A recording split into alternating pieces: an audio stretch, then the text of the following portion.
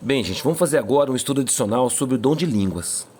Esse dom de línguas falado no meio pentecostal é bíblico? Será que esse dom de línguas que as pessoas falam, né, que ninguém entende, é bíblico? Bem, os pentecostais, eles alegam que uma evidência clara de que a pessoa foi batizada com o Espírito Santo é quando ela passa a falar em línguas. E isso, gente, causa certo transtorno, como eu havia dito para vocês, né? Daquele rapaz, né, que não teve o dom de línguas, ele foi tido como um cristão de quinta categoria. E ele acabou, né, inventando que estava falando em línguas para que ele pudesse ser aceito no grupo. Então, será que isso é bíblico, gente? Vamos ver o que a Bíblia diz para a gente sobre isso? Olha só, 1 Coríntios capítulo 12, verso 1, já nos dá a primeira dica, né? Olha que diz lá: acerca dos dons espirituais, não quero, irmãos, que sejais ignorantes. Sabe, as pessoas, elas não estudam a Bíblia, elas não vão a fundo no estudo da Bíblia e acabam acreditando em doutrinas que são contrárias à Bíblia. Então, o que a Bíblia nos informa a respeito dos dons, né? Olha só, primeiramente, vamos saber a origem do dom de línguas. Como que surgiu o dom de línguas? Aonde nós vemos, né, a primeira manifestação do dom de línguas? Lá em Atos dos Apóstolos, no capítulo 2, nós vemos como se deu, né, o dom de línguas e qual foi, né, o objetivo. Então, a gente tem que meditar na palavra de Deus, gente, e entender os propósitos dos dons do Espírito Santo. Então, olha só, Atos capítulo 2, a partir do verso 1, olha. Ao cumprir-se o dia de Pentecostes, estavam todos reunidos no mesmo lugar. De repente, veio do céu um som como de um vento impetuoso e encheu toda a casa onde estavam assentados. E apareceram, distribuídas entre eles, línguas como de fogo, e pousou uma sobre cada um deles. Todos ficaram cheios do Espírito Santo e passaram a falar em outras línguas, segundo o Espírito lhes concedia que falassem. Ora, estavam habitando em Jerusalém judeus, homens piedosos, vindos de todas as nações debaixo do céu. Quando, pois, se fez ouvir aquela voz, afluiu a multidão, que se possuiu de perplexidade, porquanto cada um os ouvia falar na sua própria língua. Estavam, pois, atônitos e se admiravam, dizendo: vede, não são porventura galileus todos esses que aí estão falando? E como os ouvimos falar cada um em nossa própria língua materna? Somos partos, medos, elamitas e os naturais da Mesopotâmia, Judéia, Capadócia, Ponto e Ásia, da Frígia, da Panfilha, do Egito e das regiões da Líbia, nas imediações de Cirene, e romanos que aqui residem, tanto judeus como prosélitos, cretenses e arábios. Como os ouvimos falar em nossas próprias línguas as grandezas de Deus? Todos atônitos e perplexos interpelavam uns aos outros: que quer isto dizer? Percebe, gente? Percebe que o dom de línguas foi dado no Pentecostes. O Pentecostes, gente, era uma festa judia, que era 50 dias após a Páscoa, tá? Era celebrada pelos judeus. E aqui nós vemos que os discípulos de Cristo estavam reunidos todos no mesmo lugar. E estavam orando, conforme Deus havia orientado eles, que deveriam permanecer juntos, né? E eles estavam ali juntos, orando a Deus, né? E o que aconteceu? Veio então o Espírito Santo e se derramou sobre todos eles. Ali, gente, os discípulos de Jesus eram pessoas simples, pessoas humildes, pescadores, homens indoutos, sabe? Viviam ali na Galileia. Quando fala assim, não são galileus esses que estão falando, porque galileus, gente, eram pessoas muito humildes. A Galileia era uma região muito humilde da Judéia. E eram pessoas que não tinham cultura, não tinham instrução nenhuma. Então, como que os discípulos de Jesus, gente, sendo pescadores, pessoas humildes, poderiam pregar o evangelho, as grandezas de Deus, se eles não sabiam falar outras línguas? Então, o Espírito Santo os capacitou para que eles pudessem falar, então, movidos pelo Espírito Santo, aqueles estrangeiros que vieram por ocasião da festa. Quem eram esses estrangeiros? Eram pessoas de todas as nações debaixo da terra, gente. É muito claro isso na Bíblia, percebe? Muito claro. Olha o que diz aqui, olha. Verso 5, olha.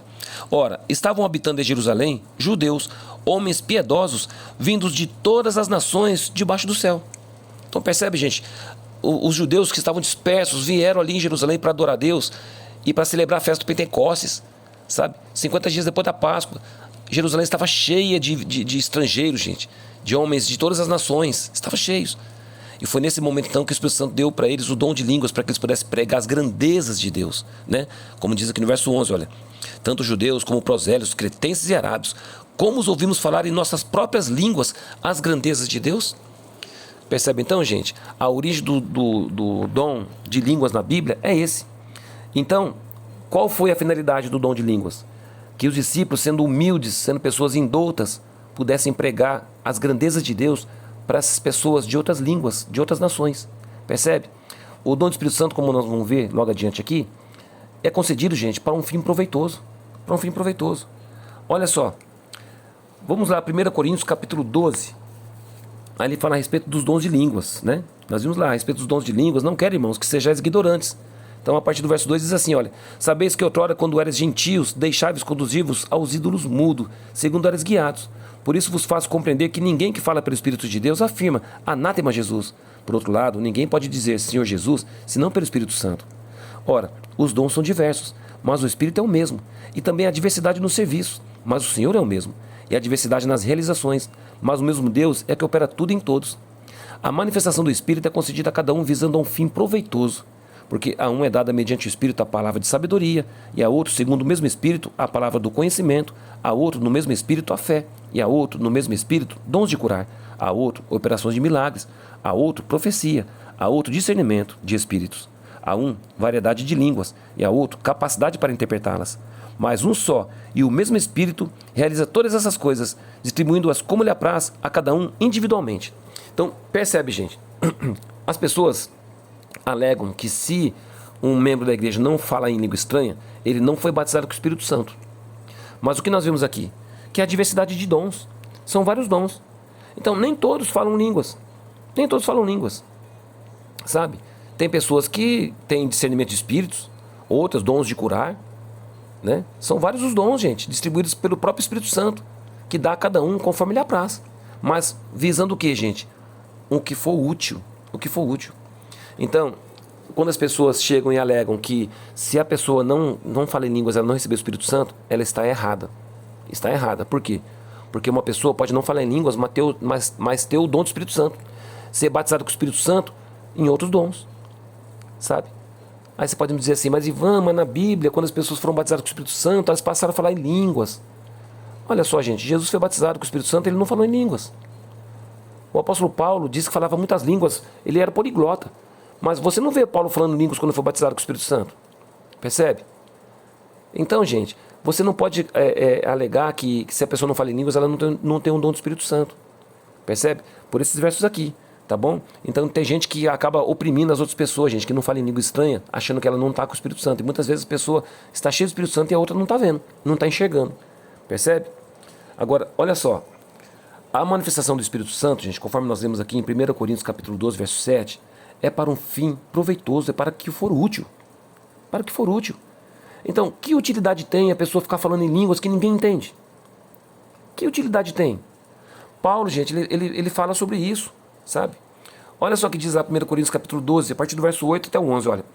Porque a um pelo Espírito é dada a palavra de sabedoria, e a outro pelo mesmo Espírito a palavra de ciência, e a outro pelo mesmo Espírito a fé, e a outro pelo mesmo Espírito os dons de curar, e a outro a operação de maravilhas, e a outro a profecia, e a outro o dom de discernir espíritos, e a outro a variedade de línguas, e a outro a interpretação das línguas.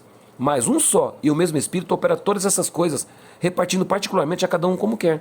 Então veja só, gente, tudo tem um proveito, tudo tem um proveito. Agora, falar em línguas estranhas, que proveito tem, gente? Deus dá os dons para um fim proveitoso, para a edificação da igreja, gente. Para a edificação da igreja, né? Agora, olha que interessante. As pessoas dizem o seguinte, não, Ivan, mas essa língua que a gente fala na igreja aí pentecostal, essas línguas que ninguém entende, são a língua dos anjos, né? Olha só, gente, lá em 1 Coríntios, capítulo 13, no verso 1, diz assim: E eu passo a mostrar-vos ainda um caminho sobremodo excelente.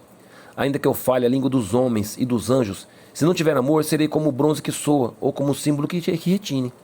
Então, as pessoas alegam o seguinte, que essas línguas que ninguém entende é a língua dos anjos. Agora eu pergunto para vocês, gente, em qual língua os anjos se comunicavam com os homens? Qual língua? Né? Olha só, Apocalipse nos dá uma dica legal, Apocalipse. Olha, são várias passagens na Bíblia, mas eu vou citar essa aqui, porque ela já engloba tudo, sabe?